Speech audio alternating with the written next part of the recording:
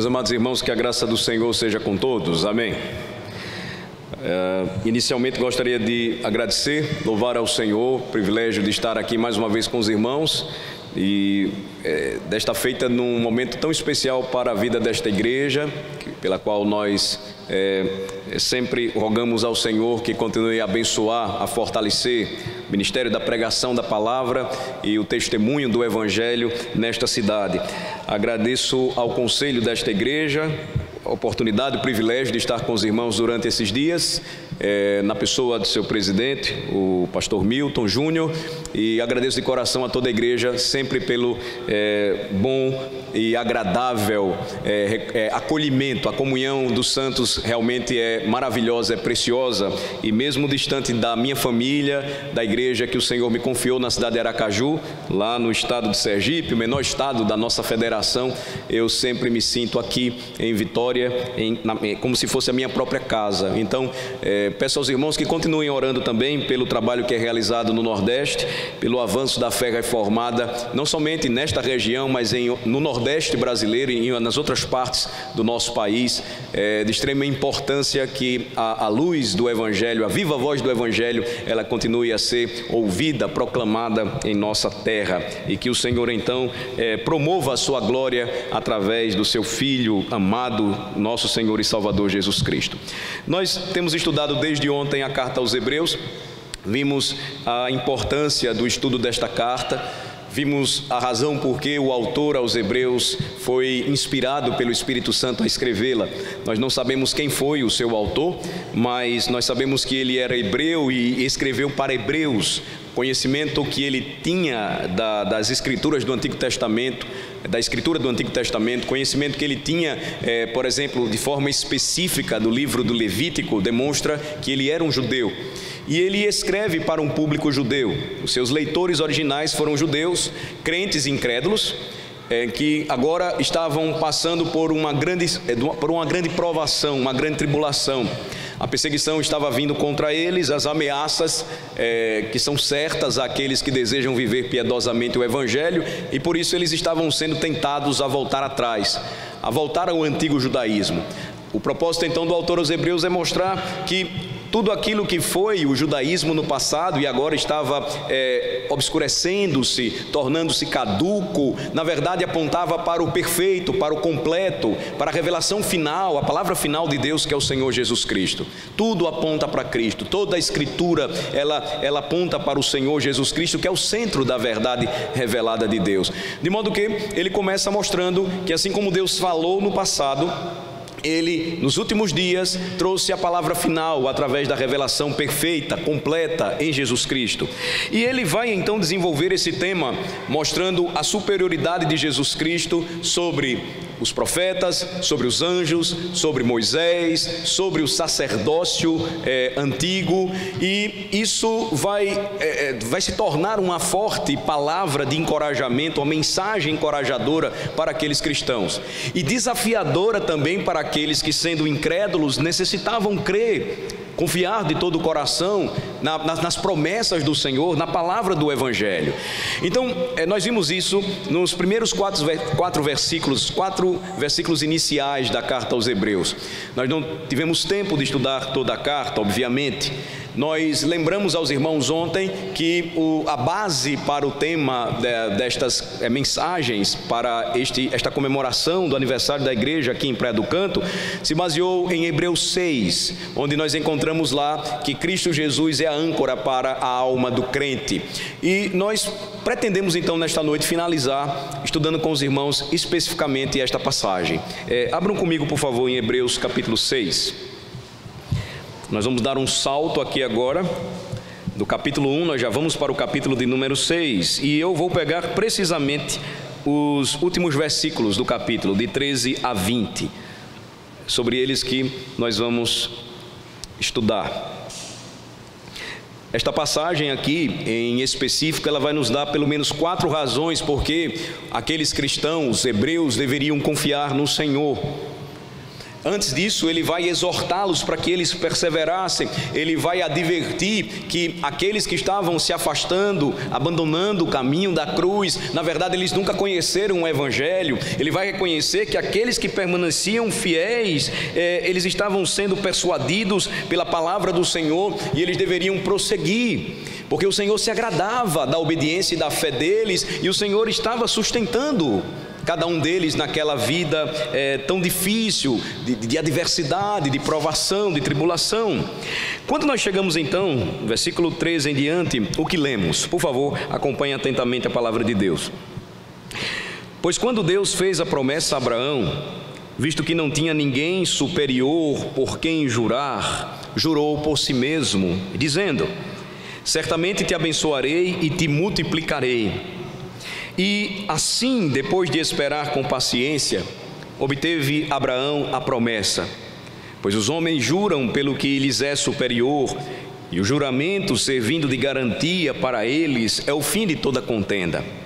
Por isso Deus, quando quis mostrar mais firmemente aos herdeiros da promessa a imutabilidade do seu propósito, se interpôs com juramento, para que mediante duas coisas imutáveis, nas quais é impossível que Deus minta, forte alento tenhamos nós, que já corremos para o refúgio, a fim de lançar mão da esperança proposta, a qual temos por âncora da alma, segura e firme, e que penetra além do véu, onde Jesus, como precursor, entrou por nós, tendo se tornado sumo sacerdote para sempre, segundo a ordem de Melquisedeque. Vamos orar mais uma vez ao Senhor. Ó Deus nosso Pai, de infinita bondade e misericórdia, Altíssimo, Santíssimo Deus, que privilégio para nós, Senhor, nos reunirmos neste dia para adorá-lo, sabermos que fomos criados para isso, que este é o fim, o propósito principal do homem. Louvamos ao Senhor porque nada disso seria conhecido de nossa parte se o Senhor não tivesse falado ao seu povo. E mais uma vez, ó Senhor, aqui estamos sentados, prontos para te ouvir falar. O Senhor ainda fala para o teu povo através da proclamação do teu santo Evangelho. Nós precisamos muito de ti, Senhor. Nós precisamos que nos ajude, que nos ensine. Não podemos ir além da mera letra se o Senhor não nos ajudar, se o Senhor não nos iluminar a mente, se o Senhor não falar ao nosso coração.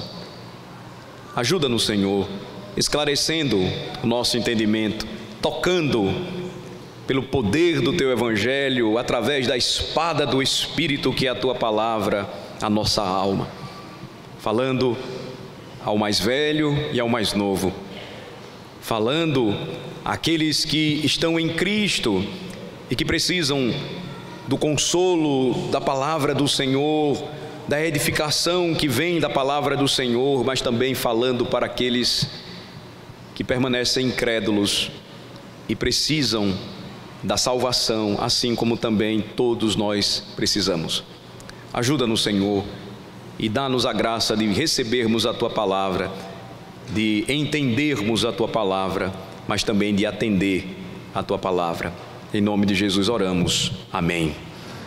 Nós temos então, irmãos, aqui, como eu disse introdutoriamente, nesta passagem, Hebreus 6, de 13 a 20, pelo menos 4 razões porque aqueles crentes deveriam confiar em Deus e porque também nós devemos hoje confiar nele. Primeiro, porque ele vai se revelar inicialmente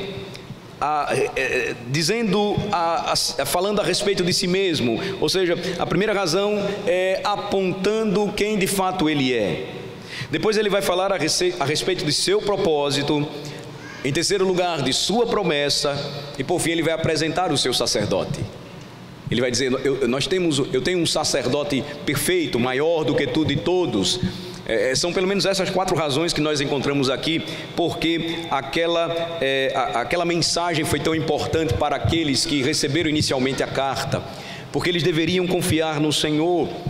Assim como nós vivemos hoje, naqueles dias, o pecado que já havia afetado toda a raça humana fazia com que os homens tivessem dúvidas, dificuldades em confiar.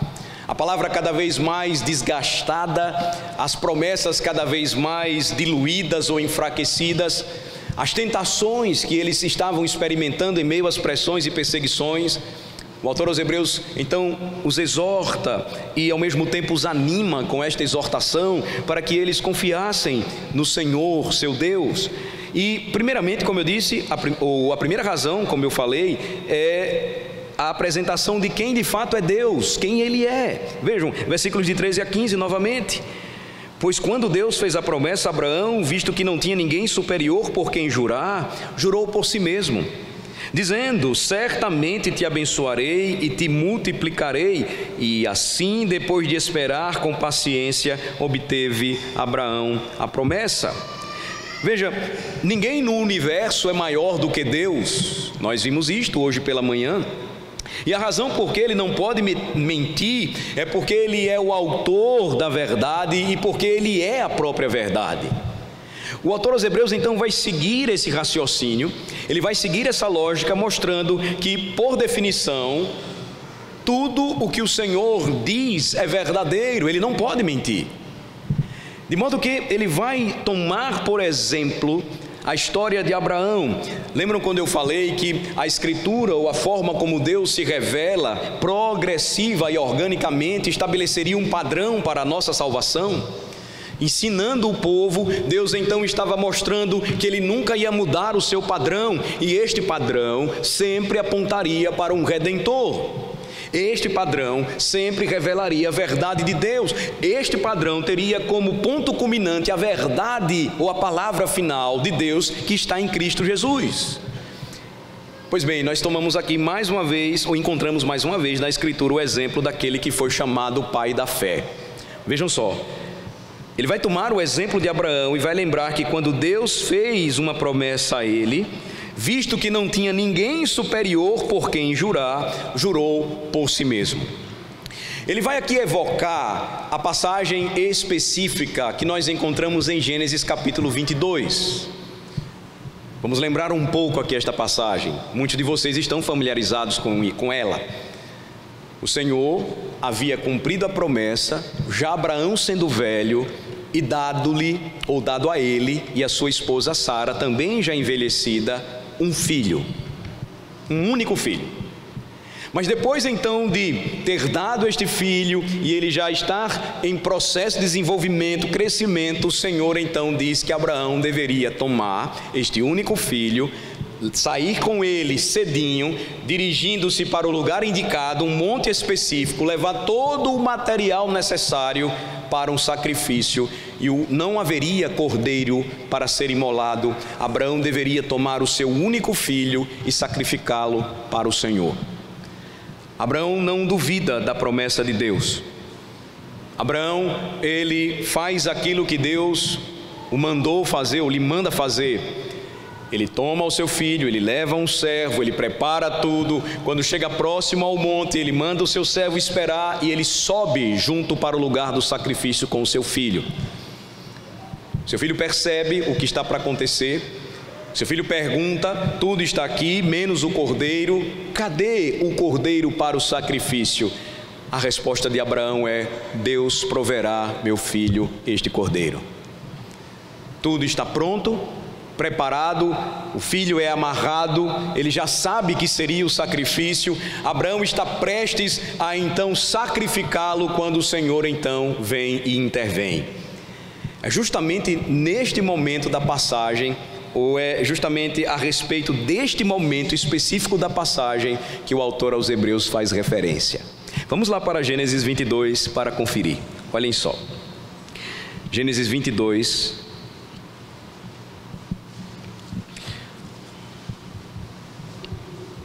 o versículo preciso é o de número 16,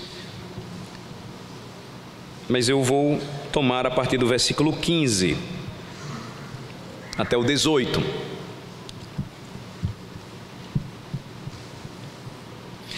Então do céu bradou pela segunda vez o anjo do Senhor a Abraão e disse: jurei por mim mesmo, diz o Senhor, porquanto fizeste isso e não me negaste o teu único filho, que deveras te abençoarei e certamente multiplicarei a tua descendência como as estrelas dos céus e como areia na praia do mar. A tua descendência possuirá a cidade dos seus inimigos. Nela serão benditas todas as nações da terra, porquanto obedeceste a minha voz. O Senhor é o autor da verdade, Ele é a própria verdade, de modo que qualquer coisa que Ele diga é verdadeira, por sua própria natureza Ele não poderia mentir, Ele não tem capacidade para mentir, todas as suas promessas estão asseguradas nele. É por essa razão que Ele vai lembrar: eu jurei por mim mesmo. Quando o pacto foi feito, Gênesis 15 nos lembra disso, e Abraão preparou todo o caminho com os animais cortados, para que então ele passasse juntamente com o Senhor e então firmassem uma aliança. A passagem bíblica nos lembra que Abraão não podia fazer isso, ele não podia cumprir os termos do pacto. Ele então cai em um profundo sono, e o Senhor então passa sozinho, o que era naquela época comum, que os dois que estavam entrando em aliança ou concerto passassem juntos. Deus jura por si mesmo. Por que razão? Porque jurando por si mesmo, jamais seria possível que esta aliança fosse quebrada, que este pacto fosse quebrado. Veja, tudo aquilo que Ele faz, a promessa que Ele fez, e Ele não somente disse que iria cumprir, mas Ele de fato cumpre no tempo e no espaço. Abraão então se tornaria exemplo de fé.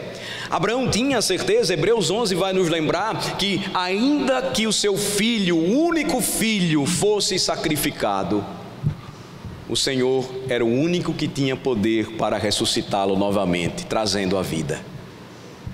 Ele sabia que Deus jamais poderia mentir. Ele havia dito: eu vou tornar a partir de você, eu vou fazer de você uma grande nação. A partir de você eu abençoarei todos os povos. A partir de você, a minha descendência será a tua descendência, e esta será tão numerosa como as estrelas do céu ou a areia das praias ou a areia do mar. Vamos voltar para Hebreus 6 e vamos prosseguir.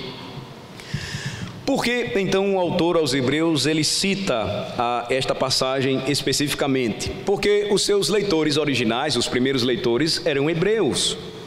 Eles reconheciam a verdade do Evangelho, eles sabiam de tudo, eles sabiam de todas as promessas de Deus, mas parece que eles estavam ainda assustados quanto à possibilidade, à necessidade de agora entregarem-se por completo ao Messias prometido. Ele já havia chegado, já havia encarnado, ele já havia cumprido tudo aquilo que foi dito a seu respeito, mas a palavra então vem no poder do Espírito para que eles estivessem seguros. Eles deveriam confiar em Deus, eles podiam confiar em Deus, e então ele diz: lembrem-se do pacto que Deus fez com Abraão. Vocês hoje são o cumprimento de tudo aquilo que Deus falou a Abraão. Ele não pode falhar, ele não pode mentir. Como diz o versículo de número 13, como ele não tinha ninguém superior por quem jurar, ele jurou por si mesmo. Todo juramento é estabelecido e nós então apelamos por alguém superior. Nós juramos por alguém superior. Deus então jura por si mesmo, porque não há ninguém maior do que Ele, não há outro Deus senão o nosso Senhor. Quando nós olhamos outras passagens das Escrituras, irmãos, observem que interessante. Por exemplo, marquem Hebreus e vamos para a carta que Paulo escreveu ao jovem Tito. Vamos para Tito, capítulo de número 1. Tito, capítulo de número 1, versículos 1 e 2, observem. Quando ele inicia a sua carta, escrita ao jovem Tito, seu jovem amigo, companheiro de ministério, ele vai lembrar isso. Paulo, servo de Deus e apóstolo de Jesus Cristo, para promover a fé que é dos eleitos de Deus e o pleno conhecimento da verdade segundo a piedade. Vejam o versículo 2: na esperança da vida eterna, que o Deus que não pode mentir, prometeu antes dos tempos eternos. E em tempos devidos, manifestou a sua palavra mediante a pregação que me foi confiada por mandato de Deus, nosso Salvador. Veja, desde os tempos antigos, Deus havia prometido vida eterna àqueles que foram eleitos por Ele mesmo, que Ele decidiu escolher, que Ele decidiu amar. Ele, que não pode mentir, cumpriu tudo aquilo que anunciou no passado. Quando nós prosseguimos a observar o que a Escritura ainda fala sobre o assunto, observem a carta de Tiago. Vamos para ela. Tiago, capítulo de número 1. Versículo de número 16 em diante. Veja, Deus não se desvia nunca de sua vontade ou suas promessas. Ele não pode fazer isso. Seria contrário à sua natureza. Não vos enganeis, meus amados irmãos. Tiago 1, versículo 16. Toda boa dádiva e todo dom perfeito são lá do alto, descendo do Pai das luzes, em quem não pode existir variação ou sombra de mudança, pois, segundo o seu querer, Ele nos gerou pela palavra da verdade, para que fôssemos como que primícias das suas criaturas. Então, Deus promete salvação ao seu povo. Ele, não tendo por quem jurar, jura por si mesmo. Ele cumpre o que diz a Abraão. E o autor aos Hebreus então vai mostrar, vejam, esta é a primeira e mais importante razão porque vocês devem confiar no Senhor. Vejam quem Ele é, seus atributos, sua natureza perfeita, sua palavra que é real, verdadeira. Ele não volta atrás, Ele não pode mentir, Ele não é como um homem, mas Ele faz tudo aquilo que promete. Ele vai então mostrar que tudo isso se torna possível. E nos chama a atenção, irmãos, quando o autor aos Hebreus ele toma o exemplo de Abraão. Isso nos remete a toda uma história. Lembrem-se, Abraão foi escolhido por Deus. Abraão foi tirado de uma terra estranha e ele rumou para uma terra desconhecida. Não havia nenhum mérito em Abraão, não havia nada que fizesse com que Abraão pudesse passar ali juntamente com o Senhor. Quando o pacto foi estabelecido com ele simplesmente foi escolhido por Deus, ele simplesmente foi amado pelo Senhor, e assim toda a sua descendência, e assim todos aqueles que pela fé, como diz a Escritura, são filhos de Abraão, nós. E aí isso nos lembra, meus amados irmãos, um ponto importante aqui, porque hoje, nesta noite, nós estamos assentados, adorando ao Senhor, estamos aqui atentos, escutando mais uma vez a sua palavra. A razão por que nós podemos ainda hoje confiar em Deus é porque Ele não comete equívocos, Ele não pode contrariar, repito, a sua própria natureza. O versículo de número 8 de Deuteronômio 31 nos lembra o que o próprio Moisés afirmou, falando da parte de Deus: eu, o Senhor mesmo, ou o Senhor mesmo, diz a palavra de Deus, marchará à frente de ti e estará contigo, nunca te deixará, nem te abandonará, não temas, nem te desanimes. Deuteronômio 31, versículo 8. O Senhor nunca abandonou ou desamparou o seu povo. Segunda razão, voltem por favor comigo para Hebreus 6, nós já estamos lá na verdade, Hebreus 6. Segunda razão, ela pode ser vista ainda no versículo 14, diz o autor aos Hebreus, citando a palavra do Senhor: certamente te abençoarei e te multiplicarei. Havia o propósito de Deus então de redimir um povo para si. Abraão estava seguro disso, ele sabia que este era o propósito de Deus.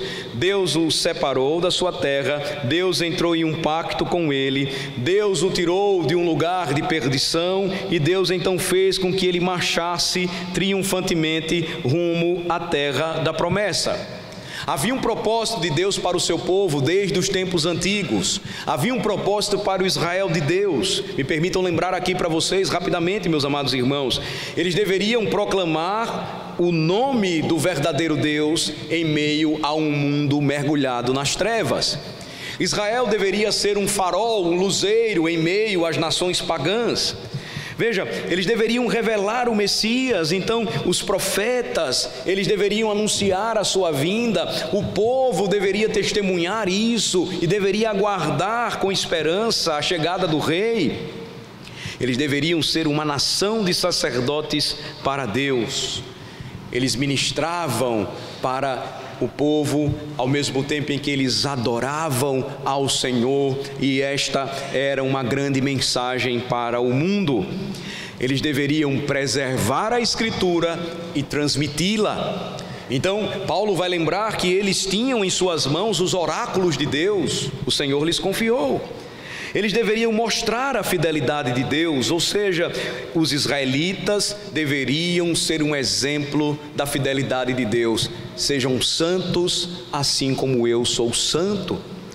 Eles deveriam mostrar a bênção de se servir ao Senhor ou de servir ao próprio Deus. Era uma grande bênção, deveria trazer satisfação.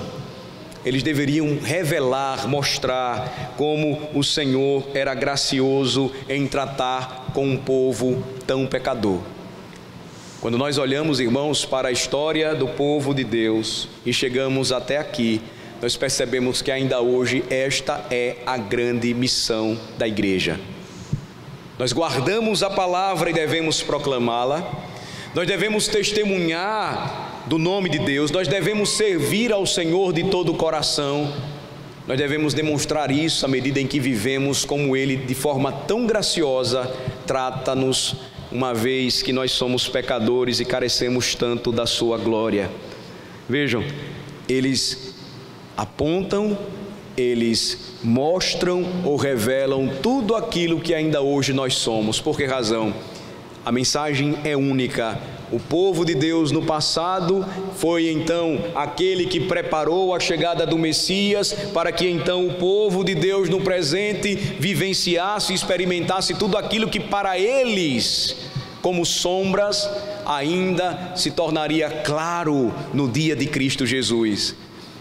Ou como nós olhamos, por exemplo, em Romanos capítulo 8, versículos 29 e 30, e aos que predestinou, a estes também chamou, e aos que chamou, a estes também justificou, e aos que justificou, a estes também glorificou. Promessas certas, experimentadas no passado, mas que incluiriam até mesmo nós, que experimentaríamos tudo isso num futuro próximo. Vejam, irmãos, como estas características ou essas razões, elas são tão importantes para nós ainda hoje. Por vezes nós nos esquecemos disso. Nós nos esquecemos que assim como pela fé Abraão foi justificado porque creu na promessa de Deus, também a mesma coisa aconteceu conosco. Ele aguardava o Messias que haveria de vir. Nós aguardamos o Messias que já veio, encarnou e cumpriu a sua obra salvadora por seu povo, e agora nós esperamos a sua segunda vinda, o seu retorno. A mesma promessa sendo experimentada por nós ainda hoje. Voltemos para Hebreus 6, ou observemos na passagem específica a sua continuidade. Veja que o seu juramento também é uma razão importante apresentada pelo autor aos Hebreus. No versículo de número 13, nós vimos isso quando o Senhor fez a promessa a Abraão, visto que não tinha ninguém superior por quem jurar, ele jurou por si mesmo. Nos versículos 16 e 17, então, a sua continuação nos apresenta a terceira segurança que o Senhor dá ao seu povo e que é mencionada no finalzinho do versículo 13. Observem os versículos 16 e 17: pois os homens juram pelo que lhes é superior, e o juramento servindo de garantia para eles é o fim de toda contenda. Por isso Deus, quando quis mostrar mais firmemente aos herdeiros da promessa a imutabilidade do seu propósito, se interpôs com juramento.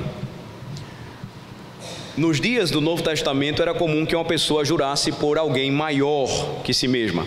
Por exemplo, ela jurava pelo altar, ela jurava em nome do sumo sacerdote, ela jurava pelos céus ou pela terra, ela jurava por Jerusalém. Para que uma contenda fosse resolvida, então, o juramento ele era estabelecido, e este juramento era em nome de alguém maior. Aqueles que são supersticiosos ou idólatras juram pela alma de sua mãe, por exemplo. Ou seja, sempre apelam para alguém elevado, alguém superior, para que aquele problema seja resolvido. Isso não é algo recente, mas notem, era algo comum ainda, ou naquele tempo, naqueles dias. E uma vez que esse juramento ele era feito, a discussão então ela acabava, o problema era resolvido. Agora, observem o que o autor ele está dizendo aqui. Ele está mostrando que Deus não necessitava fazer um juramento. Ele vai lembrar que a palavra de Deus, ou seja, a sua palavra, ela é semelhante ao próprio juramento, é o próprio sim do juramento. E assim deveria ser a nossa palavra. Jesus nos ensina isso em Mateus 5, a partir do versículo 33. Mas para que acomodasse a sua revelação à nossa fé, que é fraca, que é débil, que é limitada, ele então jura por si mesmo. Ele vai fazer isso, ele vai tornar claro o seu propósito perante o seu povo, como a sua promessa que não pode ser rompida, quebrada. Ele vai fazer isso para assegurar aqueles que tinham dificuldade para compreender o que ele resolveu fazer por amor ao seu povo eleito.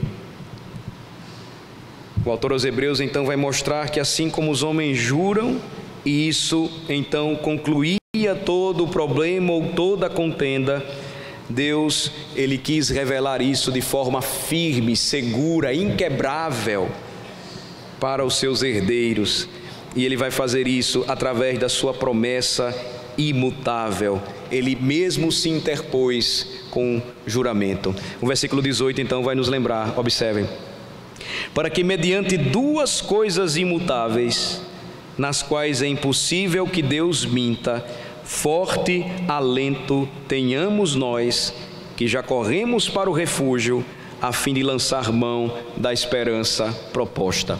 Duas coisas imutáveis. Que duas coisas são estas aqui? A primeira delas, a promessa de Deus. A segunda, seu juramento. Então, nós não temos motivos para a incredulidade. Nós não temos motivos para o desânimo ou o desencorajamento.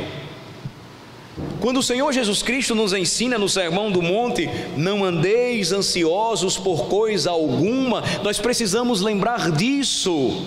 Quem promete e jura por si mesmo, é a garantia, é a certeza de que nós podemos sim descansar e confiar nele, em sua palavra até o fim.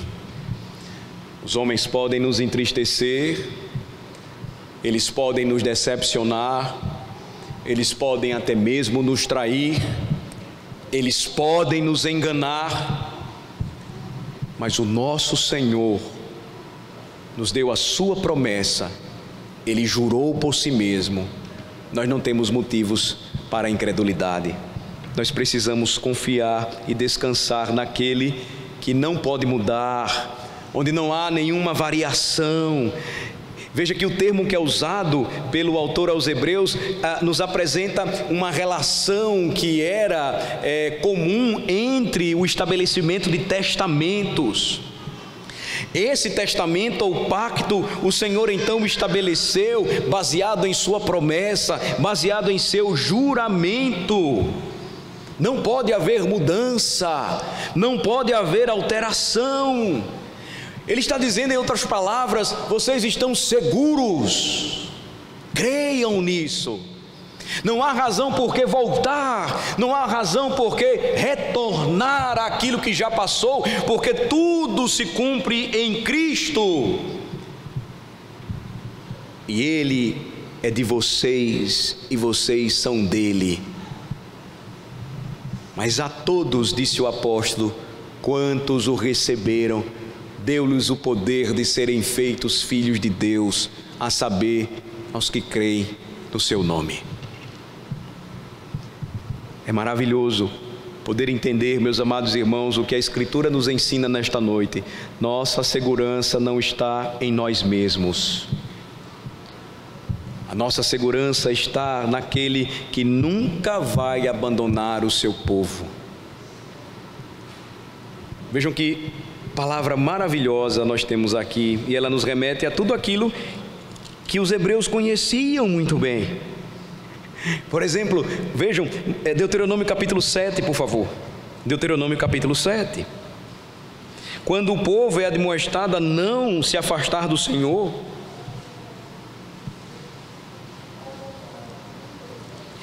quando o povo estava prestes a ser introduzido na terra que o Senhor prometeu a Abraão, e eles estariam cercados de nações pagãs, mais numerosas, mais poderosas, eles precisavam crer na promessa de Deus. O Senhor iria entregá-los em suas mãos, eles não deveriam contrair matrimônio com os filhos destas nações, não deveriam tomar as suas filhas para os seus filhos, porque isso iria desviá-los do caminho, eles iriam servir aos falsos deuses. E a razão, versículo de número 6, é porque tu és povo santo ao Senhor teu Deus. O Senhor teu Deus te escolheu para que lhe fosses o seu povo próprio de todos os povos que há sobre a terra. Até hoje, irmãos, não há motivo para a gente se orgulhar. Não há razão por que nós devemos nos ufanar, acreditando que somos melhores que os que estão lá fora. Não há motivo porque por afirmar eu sou mais inteligente, eu sou mais capaz, eu tenho mais dinheiro, eu tenho mais condições, eu venho de uma herança evangélica, eu sou a 4ª ou 5ª geração de presbiterianos ou reformados. Não, não e não. Versículo 7: não vos teve o Senhor afeição, povo feio, desprezível, nem vos escolheu porque fosseis mais numerosos do que qualquer povo fraco, diminuto, pois erais o menor de todos os povos, mas porque o Senhor vos amava, e para guardar o juramento que fizera a vossos pais, o Senhor vos tirou com mão poderosa e vos resgatou da casa da servidão, do poder de Faraó, rei do Egito. Ele nos escolheu porque decidiu nos escolher. Ele nos amou porque decidiu nos amar. Não havia nada em nós que merecesse salvação, vida eterna, nada que importasse em nós para o Senhor. Ele quis nos escolher, Ele decidiu nos escolher, Ele quis nos amar, Ele decidiu nos amar. Voltemos para Hebreus capítulo 6.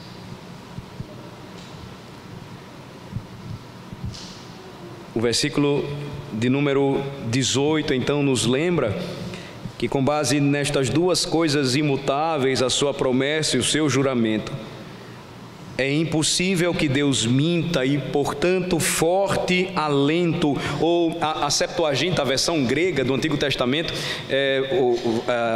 da Escritura do Antigo Testamento, vai usar a palavra refúgio, e esta mesma palavra é utilizada aqui pelo autor aos Hebreus. Nós temos por alento, aponta para aquela cidade refúgio que Israel possuía por ordem do Senhor, para proporcionar proteção para aqueles que tivessem cometido assassinato de forma acidental e agora precisavam ser protegidos dos vingadores. Notem, forte alento nós temos, nós que já corremos para o refúgio, a fim de lançar mão da esperança proposta. Nunca saberemos se o Senhor Deus poderá nos sustentar, nos proteger, até quando, em meio ao desespero, corramos até Ele, busquemos nele refúgio. O problema é que nós buscamos refúgio em outras coisas. Nós buscamos refúgio naquilo que por vezes nos entorpece. Nós nos enchemos de remédios. Nós tentamos fugir da realidade. Nós nos enchemos de comida. Nós tentamos esconder ou fugir daquilo que precisa ser enfrentado. Nós nos trancamos, nós nos recolhemos, nós fugimos. Mas o caminho que nós deveríamos sempre fazer é o da cruz, é o do refúgio, é o da palavra de Deus, que nos ensina que nós temos forte alento para a alma, naquele que nos prometeu e jurou jamais nos deixar ou nos abandonar. Nós temos, irmãos, então, que lançar mão da esperança proposta pelo Senhor. Notem, Jesus, o seu santo evangelho é a esperança que está posta diante de nós hoje. Nós devemos lançar mão dela, devemos tomar. Jesus Cristo, como diz o apóstolo Paulo, escrevendo a Timóteo, é nossa esperança, ou como ele escreveu aos Colossenses, o seu evangelho é a nossa esperança. Nós precisamos conhecê-lo mais. Veja, isso vai além do mero conhecimento intelectual. Isso vai além do simplesmente conhecer as doutrinas da graça, conhecer a Escritura Sagrada. É necessário que nós experimentemos isso. É necessário que isto seja real para nós quando nós tomamos decisões, enfrentamos os problemas, desafiamos os gigantes. Nós temos, irmãos, tudo diante de nós. O problema é que por vezes, assim como aqueles hebreus, nós não confiamos no nosso Deus de todo o coração. Olhem só como ele encerra então. Ele vai dizer que não somente os cristãos, eles tinham provas do grande amor de Deus, como nós já vimos inicialmente, e essas provas foram demonstradas quando ele os lembrou quem era Deus, seu propósito, sua promessa, e agora no final ele vai falar a respeito do seu sacerdote. Versículos 19 a 20, ou 20, né? Finalizando. A esperança, a fim de lançar mão da esperança proposta, final do versículo 18, a qual temos por âncora da alma, segura e firme e que penetra além do véu, onde Jesus, como precursor, entrou por nós, tendo se tornado sumo sacerdote para sempre, segundo a ordem de Melquisedeque. O Senhor Deus concedeu a Abraão a segurança de quem ele é, seu propósito e seu juramento. Notem que ele também, destas coisas, ou destas maravilhosas e preciosas verdades reveladas, ele vai apontar para a esperança ou a promessa de um Messias. Ele já havia providenciado um sacerdote. Todo sacerdócio teria o seu cumprimento final, cabal em Cristo Jesus. Ele jamais permitiria que o seu povo, assim como um navio sem âncora, navegasse à deriva, que o seu povo vivesse nesse mundo sem esperança e sem Deus. A primeira imagem utilizada pelo escritor, pelo autor da carta aos Hebreus, ela é muito simples. A função da âncora para uma embarcação é trazer segurança, é não permitir que o navio seja levado pelos ventos ou pelas ondas do mar, pela força das águas. Assim então, o juramento e a promessa de Deus são como âncoras para a nossa alma, e estas promessas e juramentos têm o seu cumprimento final e cabal naquele que é o sacerdote de seu povo, o supremo e maior sacerdote. Veja que ele vai mostrar isso quando faz uma relação da âncora para a nossa alma, que é segura e firme e que penetra além do véu.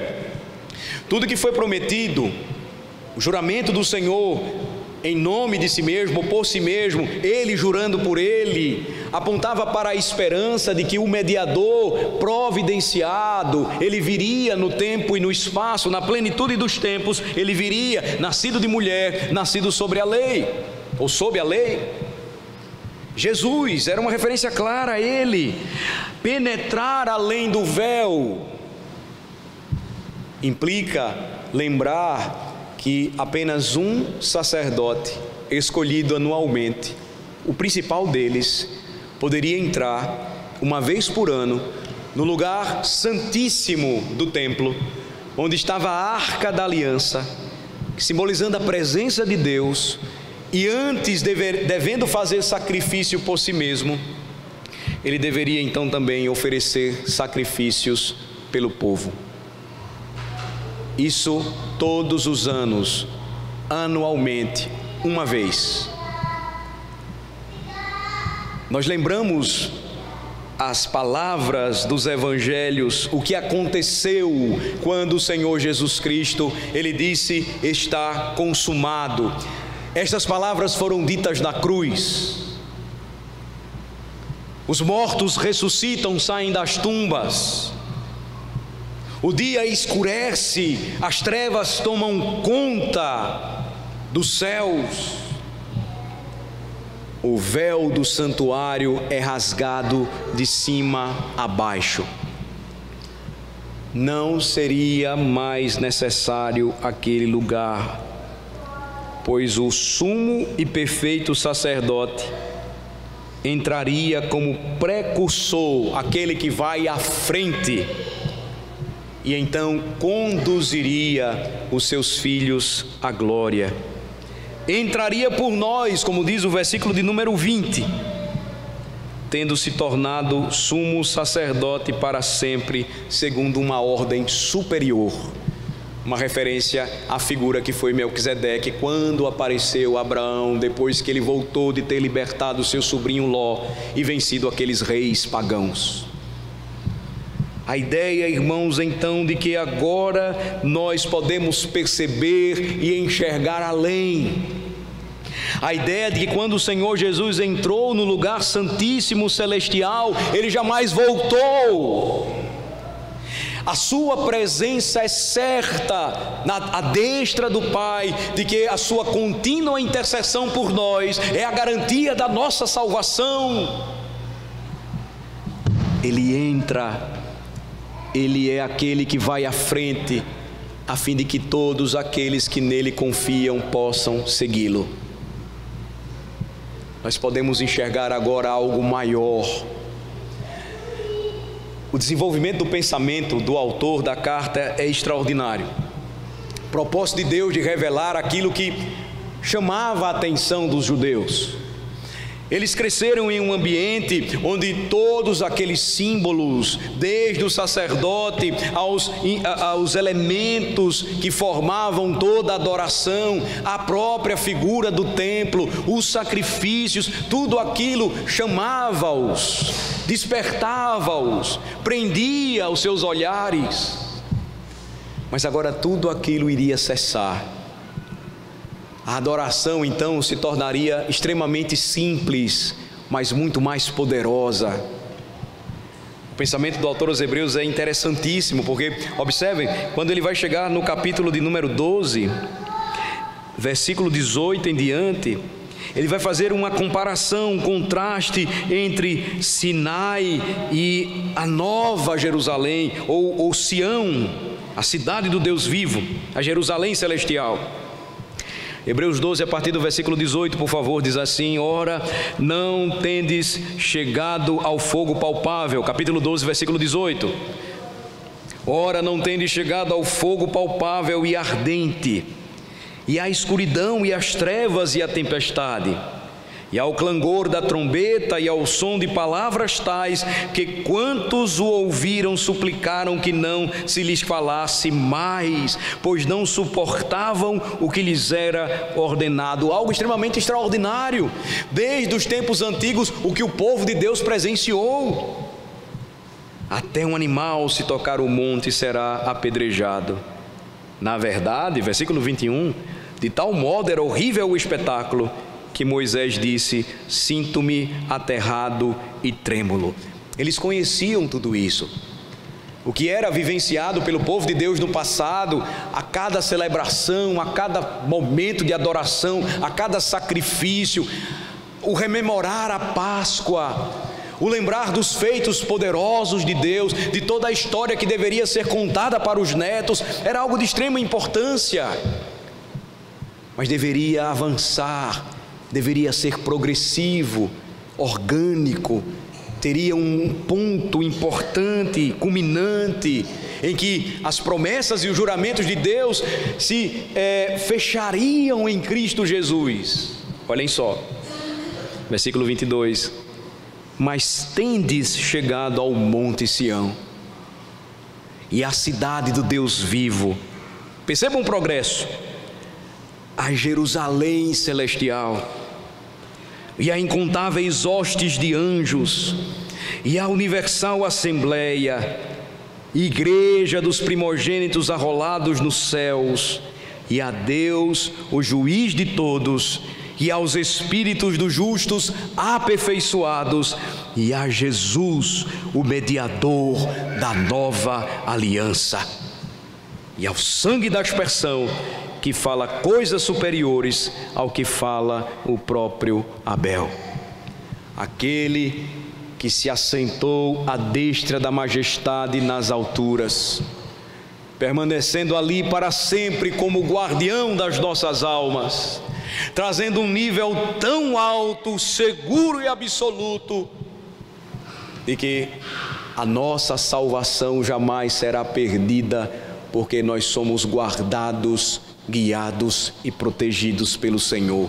Ele é o precursor, Ele nos tem conduzido até a Jerusalém celestial. O véu, então, agora rasgado, notem, faz com que o povo pactual de Deus, a sua igreja, enxergue algo superior. Firme e segura é a nossa esperança, porque Jesus Cristo foi aquele que penetrou além do véu. Qual o sentido, meus amados irmãos, para nós aqui nesta noite, acerca destas coisas?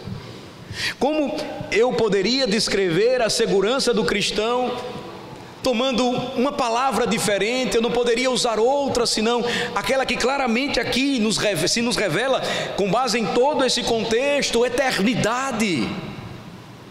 A certeza de que agora nós podemos enxergar pela fé algo maior, superior. Em outras palavras, de que nós agora não vivemos por vista, mas somos chamados a viver pela fé. Na verdade, desde os tempos antigos, Abraão é prova disso. Todas as vezes que procurou ser guiado por vista, ele pecou contra o Senhor. Ele teve medo, ele mentiu, ele não acreditou. Do mesmo modo, assim acontece conosco. Se deixamos de nos guiar pela fé, nós passamos a perder a percepção de tudo aquilo que agora em Cristo Jesus nós podemos ver. Jerusalém celestial, incontáveis hostes de anjos, a universal assembleia, a igreja dos primogênitos arrolados nos céus, os espíritos dos justos aperfeiçoados, Jesus, mediador de superior aliança. O que faz o simples, como o culto que prestamos hoje na nova aliança, como um edifício em que nos reunimos tão simples, sem símbolos, sinais, exceto aqueles que o Senhor deixou, água, pão e vinho. O que faz isso muito mais poderoso, senão o propósito de Deus de transformar tudo aquilo que antes era complexo e necessário no passado, mas que agora se cumpriu em Cristo, fazer com que os nossos olhos, que o nosso coração estejam focados na palavra dEle, a sua palavra final, a sua revelação final. E nela o que encontramos? Em Cristo Jesus estamos seguros, em Cristo Jesus nós temos esperança, em Cristo Jesus nós encontramos as promessas e o juramento de Deus cumpridos. Sim, meus irmãos, eu não tenho como descrever esta segurança que temos como cristãos com a palavra diferente. Eu só posso usar a palavra que nos remete à eternidade, porque esta realidade ela é eterna. De fato, verdadeiramente podemos confiar nossas almas a Deus, podemos entregar sem limites ou reservas a nossa vida ao nosso Salvador, o Senhor Jesus Cristo. Nós precisamos pensar, refletir mais sobre estas realidades. Nós não vamos perceber a importância de tudo aquilo que a Escritura nos diz se nós não enxergarmos ou estudarmos a Escritura como ela é, a sua estrutura pactual, onde tudo começou e onde tudo irá terminar, para onde o Senhor está nos levando, o que é mais importante ainda hoje e o que deve ser aquilo o que deve ser para nós âncora para a alma, o que nós devemos nos apegar. A verdade, meus amados irmãos, como o autor aos Hebreus, em capítulos anteriores, ele descreveu, muitos crentes não conseguem compreender aquilo que é mais difícil de explicar, porque deliberadamente se tornaram lentos, tardios ou preguiçosos para ouvir. Consequentemente, não vão aprender.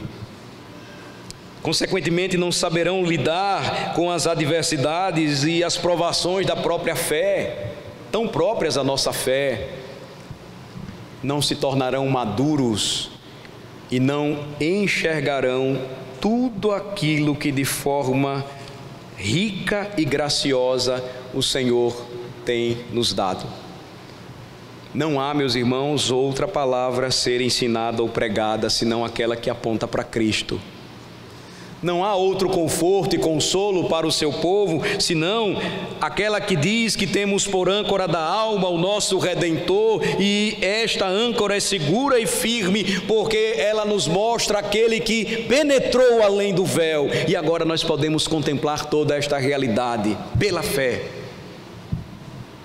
Nós então lembramos que a igreja em Praia do Canto e a igreja de Cristo em todas as partes do nosso país e do mundo, elas continuam caminhando e seguem seguras e firmes no mesmo Redentor. Descansam nele e confiam nele sempre. Não andam por vista, mas seguem avante pelos olhos da fé. Aqui nós temos uma razão maravilhosa, meus amados irmãos, e eu quero concluir. Para que todos nesta noite se acheguem a Cristo, creiam nele, recebam dele salvação e desfrutem então verdadeira segurança. Aqui nós temos razão porque não devemos murmurar enquanto crentes, mas devemos seguir firmes e confiantes nele, lembrando, ele decidiu nos amar. Ele nos escolheu porque quis nos escolher. Ele entrou em uma aliança conosco, através de um mediador, único, perfeito. Ele é a palavra final, o Senhor Jesus Cristo. Não temos o que temer. Esta é uma palavra importante também para aqueles que ainda seguem incredulidade. Esta é uma verdade preciosa, esta é a poderosa palavra de Deus, é a palavra da salvação. E a esperança de todo pregador é que quando alguém que ainda não crê escuta a voz do Evangelho, seja transformado, tocado pelo poder do Espírito Santo e passe a crer no Senhor Jesus, crer que Ele é a verdadeira âncora para a nossa alma, que não há segurança real fora de Cristo e somente Ele nos oferece um guia seguro para o céu. Vamos orar. Ah, Senhor, a Tua palavra foi pregada, foi exposta. São realidades profundas e ao mesmo tempo tão confortadoras para o Teu povo. Elas revelam como desde o princípio o Senhor decidiu amar o Seu povo, escolhê-lo. O Senhor fez isso com Abraão e com toda a sua descendência. Nesta noite, ó Senhor, nós somos prova disso. Pela fé nós somos filhos de Abraão, cremos na mesma promessa, fomos alvos do mesmo juramento. Estamos firmados nele, o Senhor que jurou por si mesmo, jamais voltará atrás e cumprirá tudo o que prometeu. Nós sabemos disso porque o Senhor mesmo enviou a Cristo, o Teu amado Filho. Ele é o nosso Senhor e Salvador, a segura âncora para a nossa alma. Ele penetrou além do véu a fim de que pudéssemos agora enxergar mais do que os homens deste mundo podem ver.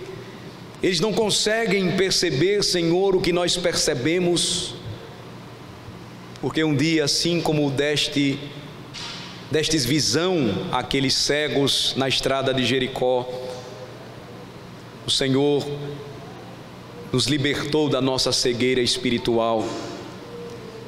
Nós cremos no céu, na vida eterna. Nós cremos que a Tua palavra é suficiente. Nós cremos nas Tuas promessas. Nós cremos em quem é Jesus. Nós cremos no que Ele fez por nós. Nós cremos que Ele voltará a segunda vez. Nós cremos que viveremos com Ele para todo sempre. Abençoa, Senhor, o Teu povo, que ele possa seguir avante, firmado nesta promessa, que esta seja sempre a fonte da sua segurança, alegria no Senhor.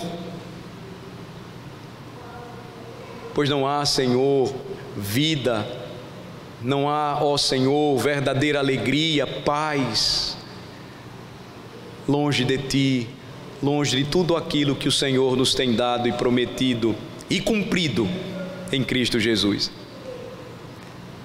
Te peço ao Senhor que nos abençoe nesta noite, como sempre nos tem abençoado. Eu te peço ao Senhor que manifeste mais uma vez o Teu poder no meio do Teu povo nesta noite, trazendo vida e salvação para aqueles que precisam, assim como nós, precisam ser salvos. Em nome de Jesus oramos. Amém.